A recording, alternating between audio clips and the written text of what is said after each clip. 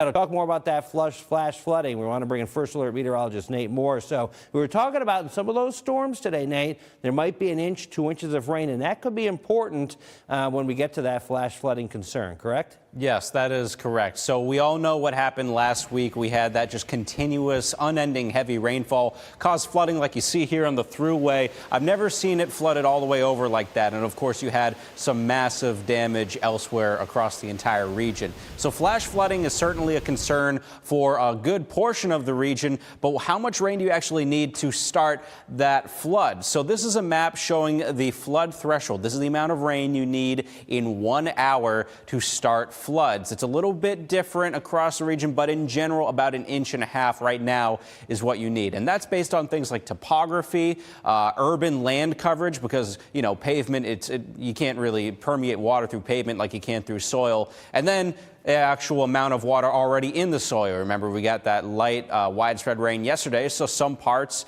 have a little bit more water already in them. Now I'm going to show you a futurecast that shows the rain rate, the hourly rain rate. So if you notice that blue pocket over there in western Monroe County, that is showing areas where you could get between 1 to 2 inches of rain per hour. But I want you to focus less on where exactly those little blue pockets are and more on just the fact that, well, they exist. It shows that the storms later this afternoon have the potential to cause the amount of rain we need right now in order to have floods. So make sure that you stay updated throughout the day. We'll have a better idea as those storms start to bubble up, and we'll know exactly where the biggest flood threats are.